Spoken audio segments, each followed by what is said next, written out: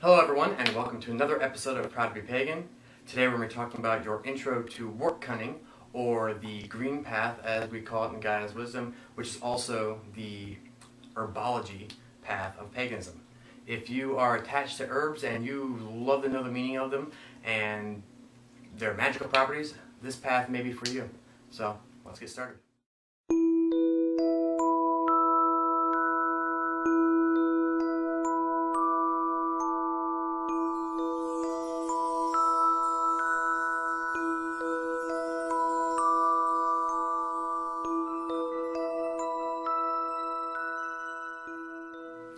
So, basically, herbology or wortcunning is the act of using herbs to find a medicinal purpose or a magical purpose to help, to fix, to break, to hex, to unhex anything, or to just have a desired effect. So once you know all the basics, you're going to want a couple tools here. You're going to want your mortar and pestle. Basically because some herbs are hard, they're in pods, or whatever the case may be, and you need to break them up. The first thing you always do when you break them up is do it by hand. You get your intent, you get the magical purpose inside of it. So mortar and pestle, soapstone, a sandstone. Try not to use glass because a lot of times glass will break when you're trying to push them really hard. The nice hard stones are good. Marble, I've seen.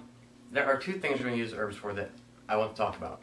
The first is the magical properties, and then making incense. We're not going to talk about the medicinal properties because this is proud to be a pagan, not proud to be a doctor. So, or a pharmacist for that matter. Anyway, I have a lot of herbs here, all in jars. Once you get all your herbs together, you want to sort them. You're going to want to label them. You're going to put them in jars, put them in boxes, or whatever it might be. You want to separate them because they have their own energy. I'm going to go over a couple with you to show you what that is. Let's see. Here we go. Lily can be used for many things. We found a way of making happiness come from lily. When you look at herbs for magical properties, think of color, think of scent, whatever it might be. But like I said, we found lily to be a bringer of happiness. So let's start with this. Now, lavender. I'm going to go over a little lavender. And I don't know if you can actually see these, but they're little purplish blue little blossoms or pods. They're very soft, so they're easy to squish. If you took a piece of lavender in your hand, you could smell it. Very nice and calming. That's what it's used for, calming and sleep, and it's even used for that in normal aromatherapy. Normal regular therapy uses lavender to help you relax. So again, all these magical properties have a lot to do with the physical properties. Peppermint. Peppermint is, believe it or not, peppermint's not just a flavor. Peppermint is an actual plant. And magically what we use peppermint for is forms of divination. We went over divination in the last episode. So you can eat it. It is fine to eat. You're going to help yourself through divination. You can make an incense out of it, which basically just mortar and pestle, get to a nice fine ground up and form. And peppermint is very easy to get there manually with mortar and pestle. Now, remember to use your mortar and pestle first. If you can't get down to a good form for incense, there's nothing wrong with using a coffee grinder, a very small one. But always first put your intent into it. Always try to get that mortar and pestle done as far as you can go. I don't suggest spending hours and hours because it used to be practical when people's jobs were to make people better by herbs. Now you just go to a pharmacy and there you go. But anyway, peppermint for divination. And I've been asked to show this one, the Vesta powder. It's not an herb, but I'll show us what the end of the show. So the last thing you're going to see is some Vesta powder. Hope you enjoy it. That's pretty much all herbology is. It's memorizing what herbs do what and what they can be used for. Every herb has a magical. We threw around the word herb a lot. Now, not everything used in herbology is an herb, which is why we call the green path wortcunning, because it's not always herbs. There are also spices. There are tree nuts. There are nuts. There are trees. There are plants. Some plants are not herbs. Some plants are not spices, and so on and so forth. So, if you want to be technical, it's always wortcunning. But remember, they're all part of the same path. and you should treat each one, whether it's an herb, a spice, or a tree, or any kind of plant, with care.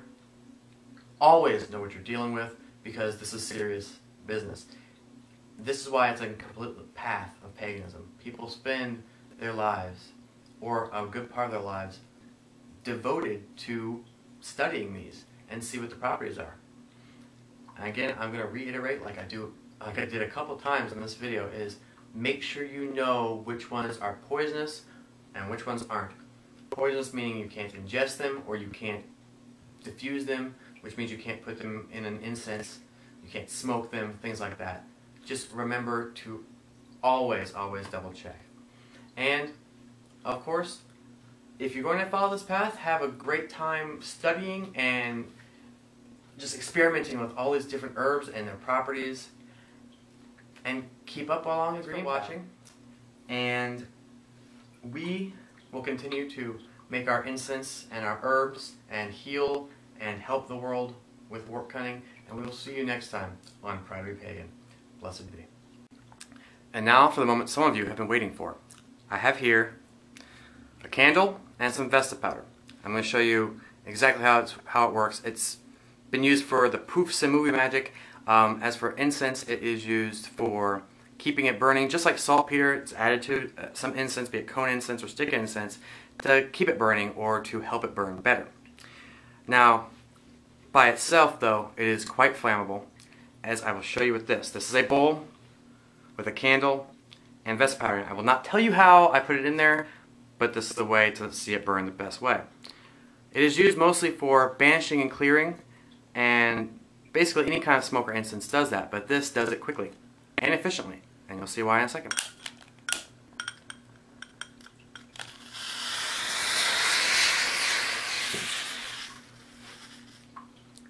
That was a very small amount, and now it's very smoky in here.